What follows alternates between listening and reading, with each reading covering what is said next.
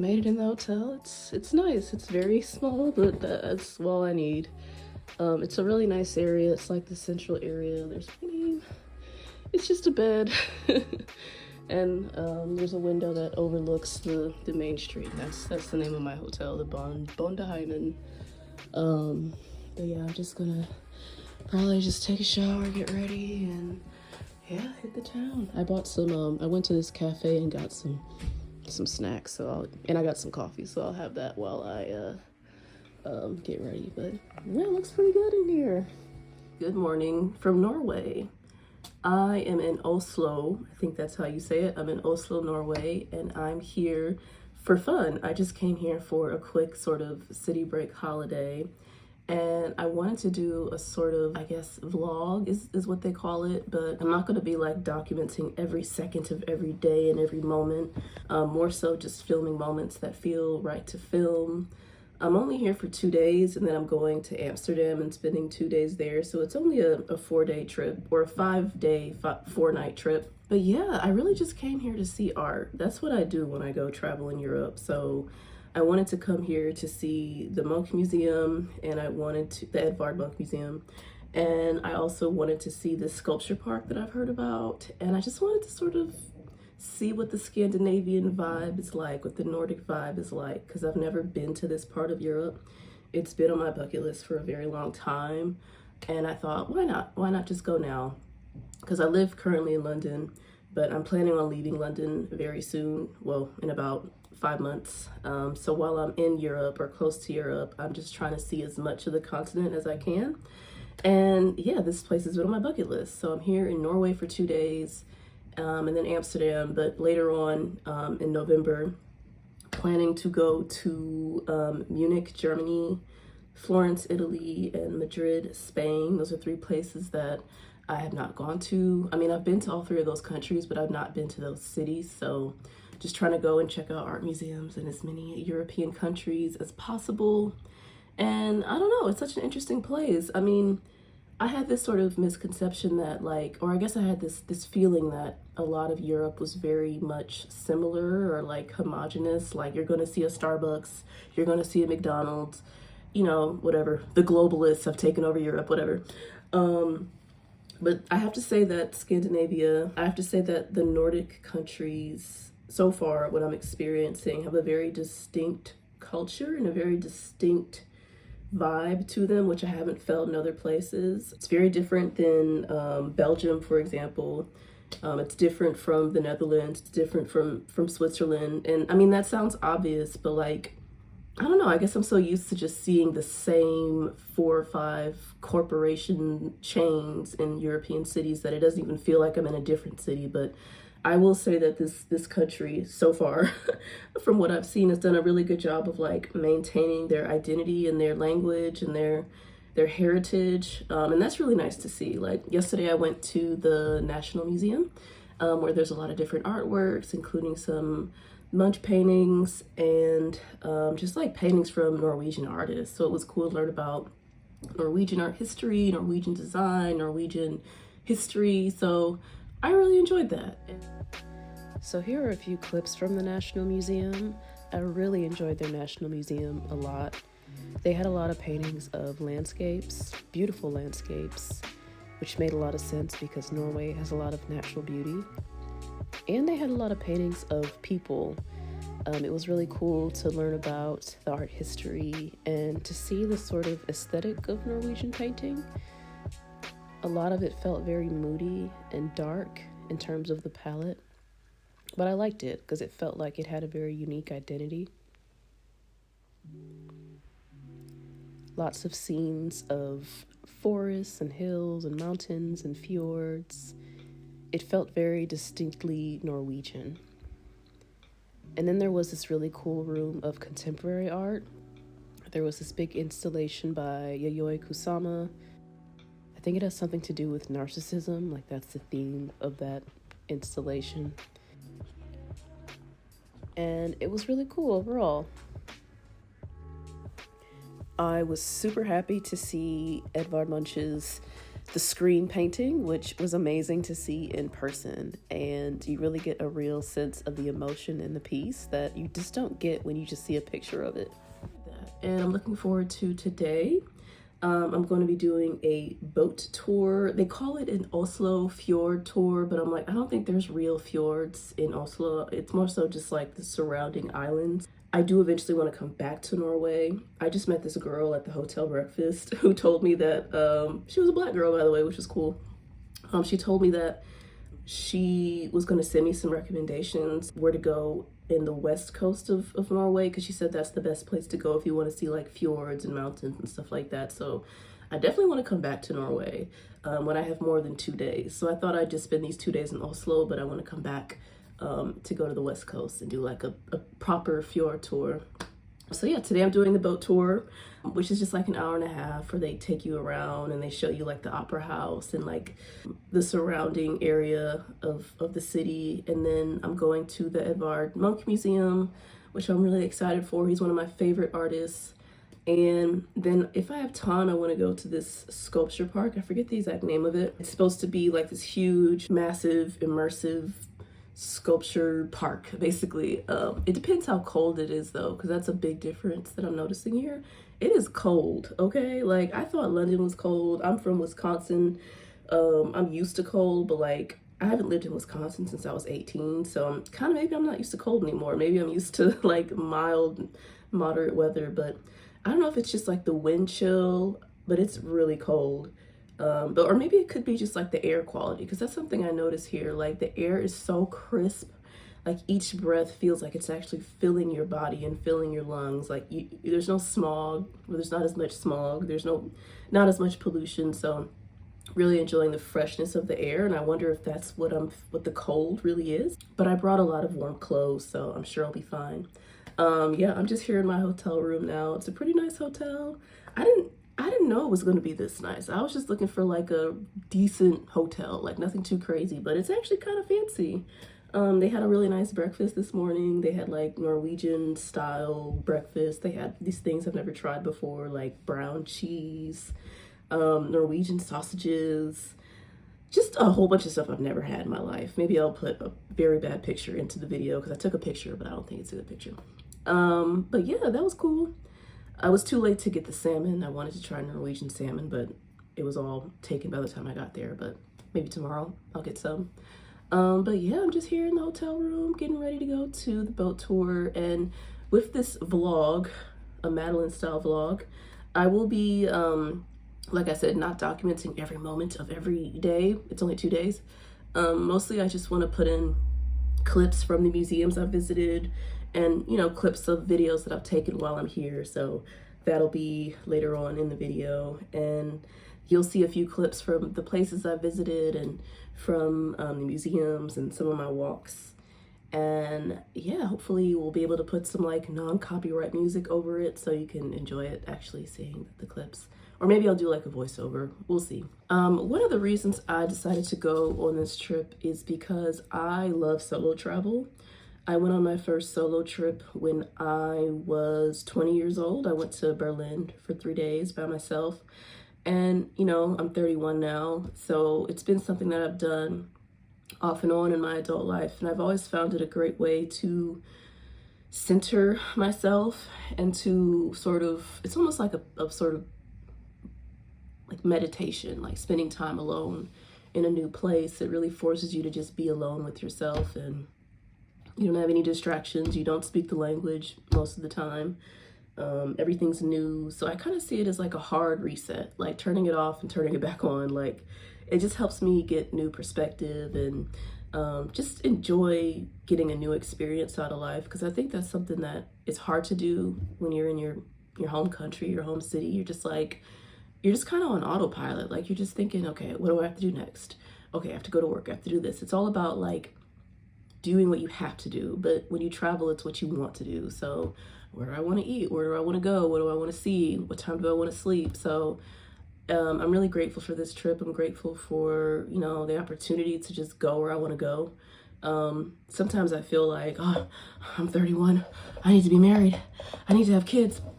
And those are things I do want, but I also know that if I had those things, I could not be in Norway right now. So drinking coffee and looking out the window and reading a book. So while those are things I do want in my life, I also am really trying to be grateful for what I have right now. And like, I know when I do have kids and they're screaming, keep me up at night, I will look back on this trip or my other solo trips and think, oh, I really had it made. So I'm really trying to appreciate the solitude and the opportunity to see the world on my own terms. It's a huge blessing because most of my older family members they don't even have passports, or they haven't left the country, they haven't left the United States. So I just try to be grateful for what I'm able to see and experience in the world. So I would recommend everyone take at least one solo trip in your life. It doesn't have to be long. I mean, my first solo trip to Germany, to Berlin, was 3 days. And that was enough, because I feel like any amount of time out of your own environment is super just beneficial, and you'll get something from it no matter how long it is. Before this trip, the last solo trip I did was 3 years ago, so it's been a while. 3 years ago, I went to Amsterdam for 3 days, and oh my God, that trip was amazing. It did so much for me. I stayed in the hotel with a hot tub. I enjoyed all the delights of Amsterdam. I had good food. I went to see different museums, the Van Gogh Museum, the Stedelijk Museum, I think like the National Museum. So it was just incredible. And Amsterdam's a lovely place. So I would say if you are planning on taking a solo trip, choose a place that is going to be comfortable, where you can really relax. That's why I recommend places where you can speak English. Maybe that's a problematic thing to say, but like, I find it really uncomfortable and like hard to unwind if like I can't communicate. So like the Nordic countries are nice because everyone speaks English. Most of Europe is nice because everyone speaks English. That's one of the privileges of being an English speaker. Choose somewhere where you know you can like unwind and relax, and where it's safe. Like here, I feel really safe, knock on wood. Like I was able to walk around at night with my earbuds in. So I arrived yesterday around 3 p.m. So yeah, I recommend solo traveling just for a hard reset, just to switch things up. Because in my last video, I talked about a creative rut I was in, and I don't know, I kind of see this trip as like the final end stage of that rut, like just seeing something new, experiencing something else, coming back to London. I hate London. I'll make a video about that later, with a new perspective and new outlook. And I don't know, I'm just grateful for this. So yeah, I'm gonna get ready now. I just wanted to make a small like statement / manifesto about solo travel and why I think everyone should do it if they can. So this is the beginning of the fjord tour, or the tour of the Oslo harbor. I really enjoyed this tour. It was a really nice big boat that had a really nice cafe on it. And they had indoor seating, so you could sit inside and watch the tour. But they also had an upper deck, so this is me on the upper deck, taking in the views. Sorry if this makes you a little seasick to watch it. I myself felt a little seasick. As you can see, it was a very gray, cloudy day. It was quite cold, but to me that felt like the perfect Norwegian atmosphere. And it was actually quite nice because the trees were changing colors, or they are changing colors because it's currently fall. So the foliage was really nice and pretty, and I feel like the video doesn't even properly capture how beautiful it was. And we got to see a few like cruise ships, and then there was this little island, or a few little islands that had these houses on them. And they told us that these are houses of like fishermen and a lot of older people, and they're sort of built in this standard size and standard color. And I just was imagining what it would be like to live on this little Norwegian island.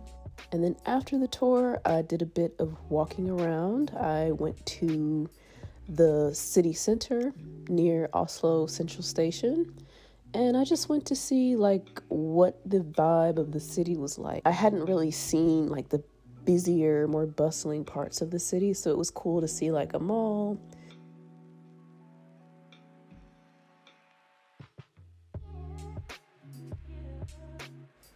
And then from there, I started to head to the Munch Museum, but on the way there, I came across this really cool library. It's called Dijkman Bjørkiva. I don't know if I'm saying that correctly, but it's a new, really cool, extremely modern library. It looks like it's from the future. And I saw these cool translations of some of my favorite authors' books, including a few books by Toni Morrison.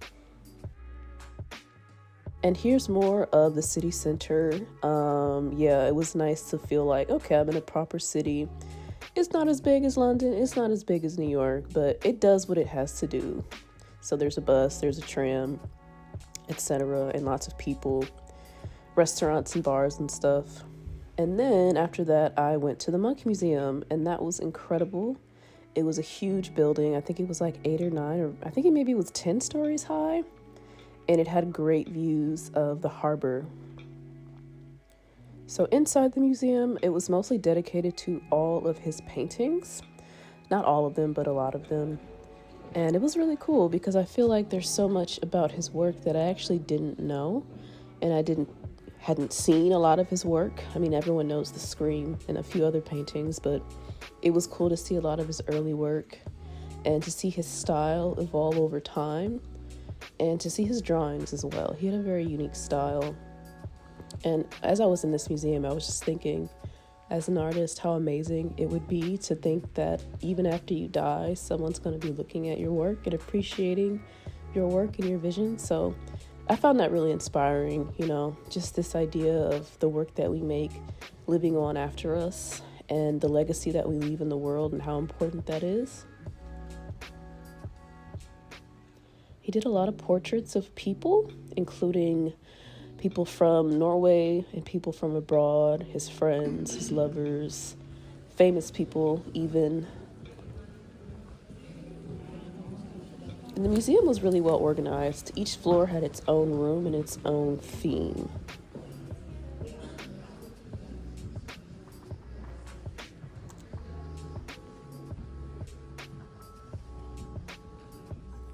It is so early in the morning. Well, it's not that early, it's 8:30, but I'm leaving Oslo now. And I just wanted to make a quick video before I head to the airport to go to Amsterdam. I don't know, I wish I had more time here. It was only 2 nights, but I was able to see everything I wanted to see. I saw the museums I wanted to see. I did the boat tour. I ate Norwegian food, walked around a lot, and just got a really good sense of the place. Yeah, it's definitely one of the most unique places I've been to, in Europe at least, and I'm really struck by how different the society is to the UK and to the US, but the UK, I guess, because it's closer. Like, people here are a lot more reserved. I thought British people were reserved, but they're very reserved here. There is no small talk. There is no like smiling in the street. Like, I don't know, I'm used to like American friendliness too, so I mean my bar might be a little bit higher for like what social interaction should look like. But yeah, it's very quiet, it's very peaceful, it's very clean. It sort of gives like perfect idyllic society. Like, that's the vibe I'm getting from this place. And maybe I haven't been here long enough to sort of get the bad, but it's only been good. Like, walking around last night, I felt safe. It was beautiful, clean. I haven't seen a single homeless person since I've been here. I thought I saw one, but it was just a guy sitting down charging his phone. So I literally haven't seen any homelessness. To be fair, I'm in like the center of the city, so I'm not like in the trenches. I'm not like in like the ghetto or whatever, but like I don't know if that exists here really. So it seems like this is a very calm, peaceful, chill society, which is very different and good. I think I woke up thinking, oh man, when I go back to London, it's gonna be dirty and ugly and litter, and everyone's gonna be smoking in the street. People don't smoke here in the street, by the way. I've seen like 2 people smoke cigarettes. I haven't seen anyone vaping.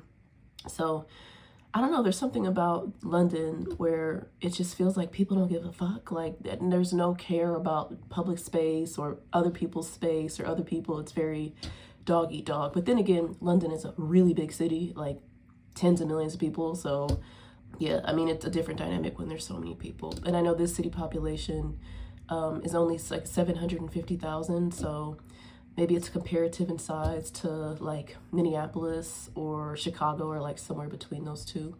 But anyway, I have to go. I need to go to the airport, heading to Amsterdam, and it's only like an hour and 45-minute flight, so that's good. And that's one of the good things of living in Europe, and that's one reason I'm kind of sad to be leaving after 7 years in this neck of the woods. Is it is nice to be able to just like jet between major cities. But anyway, I won't harp on about that too much. Heading to Amsterdam and gonna go to the airport now. But yeah, maybe I'll say more about what I think about this place, but I just wanted to quickly say it before I go. But anyway, peace. So while this lovely footage of the Norwegian countryside plays, I'll give my last takes on the country. So I am actually back in London now, but I thought it'd be good to reflect when I'm away from Norway. I thought it was one of the most interesting places I've ever been in my life, and I really wasn't expecting that. I think it was interesting because, trigger warning, I want to be talking about race, but it was literally the whitest place I've ever been in my life. And like, I'm from Wisconsin, I live in London, I lived in Switzerland before, but this country is extremely homogenous, and I found that so interesting. I've never felt before in my life like an other to the extent that I did when I was in Norway. And it wasn't a bad thing, it was just a really interesting experience to be the only Black person. I think I saw maybe like 3 or 4 Black women my entire time there, including the girl I met at the hotel. I saw a few Black guys, but no more than 10 Black people I don't think I saw in my 2 days there. So if you're racist, go to Norway, it's heaven on earth. No Black people, but tongue in cheek there. But I thought it was just interesting to just be unique in that sense. And I could definitely feel people staring at me. Like, I could feel so many eyes on me. And I didn't take offense to it. I just thought, oh my God, they just don't see people like me, you know? So it definitely kind of felt like Get Out in some circumstances, some scenarios. But I just kind of saw it as like a funny thing. Like, oh my God, I'm the only Black person. I just kept thinking about the movie. But everyone was really nice to me. And I didn't experience anything bad. It was just like a really interesting life experience. So would I recommend going to Norway? Yes, I would. I think it's because it has a very distinct culture, distinct food, distinct language. It's very chill. It's very calm. People mind their business. If you want peace and you want beauty, but you also want like city vibes, I think Oslo is a good place. I felt safe. I felt entertained by the different museums and galleries. I will say the food was not good. I'm sorry. I don't want to offend anyone. But I did try a few good things. Like, I really enjoyed the brown cheese and I enjoyed the pastries. But certain things, and I have to be honest, I just didn't try because I'm like, I'm not going to eat reindeer. I'm sorry. I just can't do that. But I did enjoy the pastries, like I said. So it was mostly the sweet foods that I enjoyed. But I have, a bit of a... I wasn't a huge fan of, like, the food. I guess it felt like a lot of the food was just food you could find anywhere, like Italian food, pasta, etc. And I also want to mention that I would recommend not only going to Oslo, but going to the west coast of Norway. I have not been there, but from what I heard from talking to the girl I met, it's the place to go. So definitely when you're going to Norway, check out the west coast, check out the fjords and the natural beauty, as well as the city of Oslo. So yeah, I'm really happy with my trip. I think that it was very peaceful, and I was able to cross off one thing on my bucket list for 2024, which was I really wanted to go to a new country this year, and I've done that now. And I think the next country I'll go to, the next new country I go to will probably be Austria. I've been wanting to go to Vienna for a while and check out some art museums and the cafes there. But yeah, I'm really grateful for my time in Norway, and thank you for watching my so-called vlog. It's my first one, so please forgive me if it's a little bit clunky, but I tried my best, and it's a good representation of the time that I had there. So thank you so much for watching, and I'll see you soon.